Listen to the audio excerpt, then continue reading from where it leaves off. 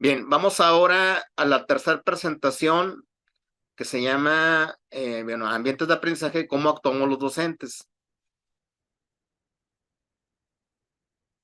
Bueno, mire, para esto voy a hacerlo a partir de una pregunta de reflexión, ¿sí? Esta pregunta yo la planteo a mis docentes cuando estoy en capacitación, o a los alumnos, precisamente, no nada más de maestría, sino de licenciatura, precisamente como un diagnóstico, ¿sí? Y luego ya vamos profundizando sobre ello y créanme que después cambia su percepción, ¿sí? O el significado que le dan o la respuesta que podrían dar a esta pregunta que estoy planteando.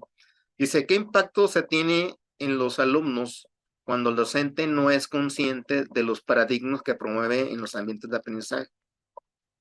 Hay muchas respuestas.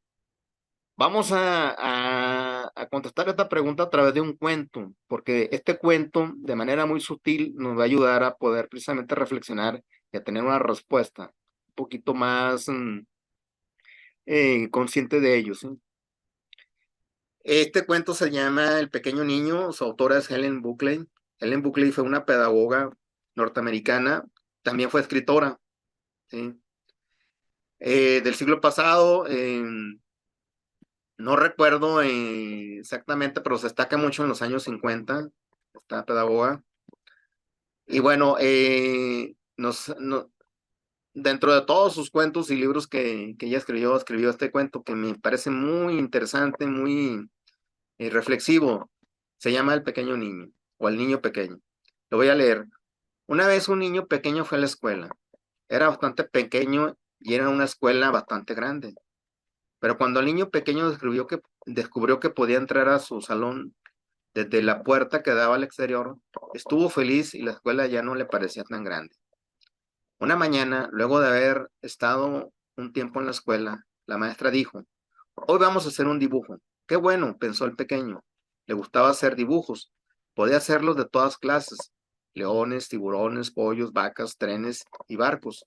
Y sacó su caja de crayones y empezó a dibujar. Pero la maestra dijo, esperen, aún no es tiempo de empezar. Y esperó a que todos estuvieran listos. Ahora dijo, ahora, dijo la maestra, vamos a dibujar flores. Qué bien, pensó el pequeño.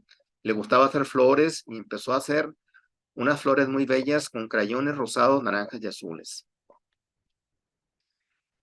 Pero la maestra dijo, esperen, yo les enseñaré cómo. Y era roja con el tallo verde. Ahora dijo la maestra, ya pueden empezar. El pequeño miró la flor que había hecho la maestra y luego vio la que él había pintado. Le gustaba más la suya, mas no lo dijo. Solo volteó la hoja e hizo la flor como la de la maestra. Era roja con tallo verde.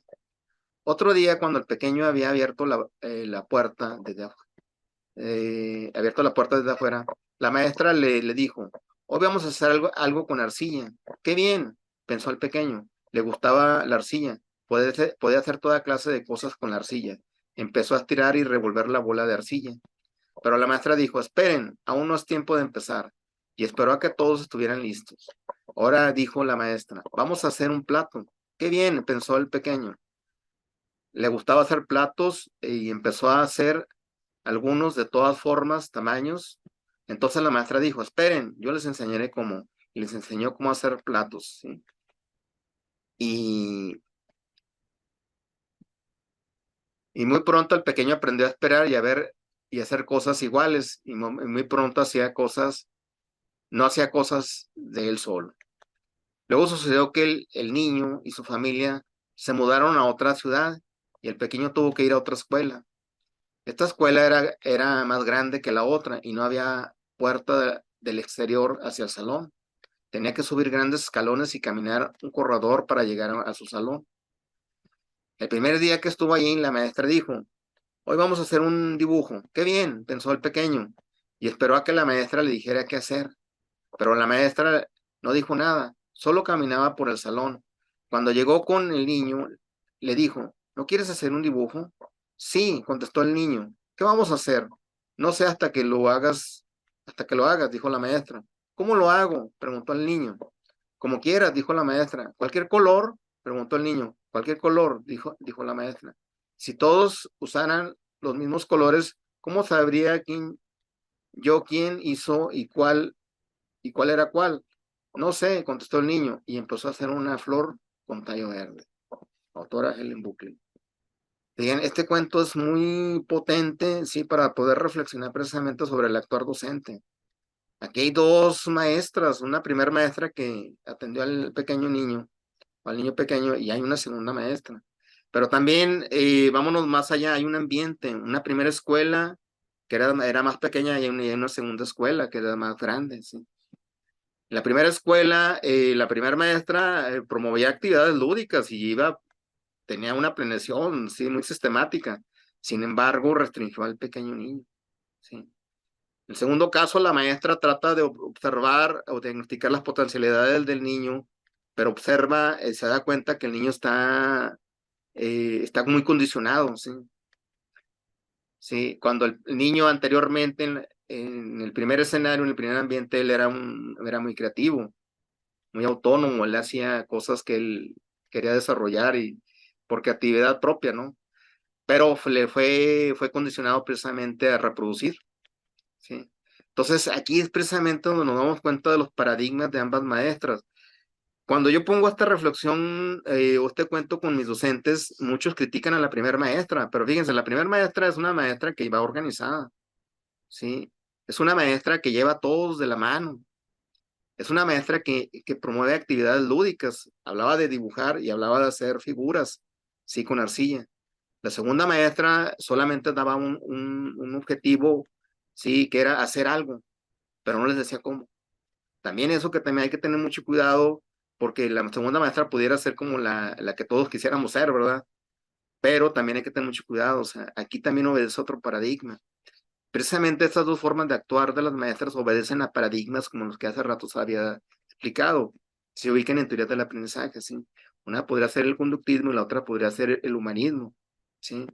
En el caso del paradigma del aprendizaje, ¿sí? Muy bien. Fíjense, por ejemplo, esto también del pequeño niño. Imagínense que ahora el pequeño niño se va a su casa. También el pequeño niño está aprendiendo de sus padres, ¿sí? Hay una imagen que me ha sorprendido mucho, que para mí es una imagen muy potente precisamente de lo que a veces nosotros como padres promovemos en nuestros hijos. Sí, la imagen aquí, por ejemplo, es una viñeta que desarrolló pues un caricaturista, sí, que se llamó Joaquín Salvador Lavado Tejón, mejor conocido con el seudónimo de Quino. Él fue el creador de Mafalda, una que hacía historietas de una niña, ¿verdad? Muy inquieta, pero muy creativa y muy rebelde, sí. Siempre nos daba nos ponía pues muchos ejemplos de cómo ser diferentes, ¿sí? A través precisamente de pequeñas historias ilustradas y con algo de texto, ¿sí? Pero aquí, por ejemplo, si nos vamos analizamos esta imagen, vemos que los padres, pues imponen, ¿sí? De una manera muy lineal o pensamientos muy cuadrados, ¿sí? La imagen es muy potente. Fíjense el pequeño, aquí cómo está dibujando una espiral. No concuerda precisamente con los paradigmas de los padres, ¿sí? Entonces, esta cuestión también no nada más se da en la escuela, también se da en las familias, ¿sí? Y en el contexto donde estamos inmersos, ¿sí? Entonces, puede hacerse en ambientes formales de aprendizaje como la escuela o también en ambientes informales como en el caso de la casa, ¿verdad? En el hogar, ¿sí?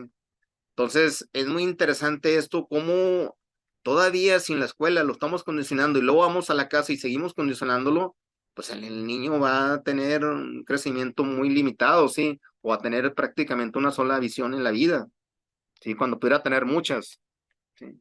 Con esto concluyo esta presentación, agradezco su atención, pero bueno, no sin antes, pues, presentar referencias informáticas de libros, de revistas, de sitios en internet en las cuales consulté, pero también referencias bibliográficas de investigaciones, sí, de artículos, de videos que por ahí he desarrollado, ahí están los links también, que gracias a estas referencias informáticas, tanto las que presenté anteriormente y estas que son de su servidor, pues me dieron la posibilidad de realizar esta presentación. la cual yo considero como un curso básico para docentes. Bien, agradezco su atención y nos vemos en una siguiente presentación. Hasta luego.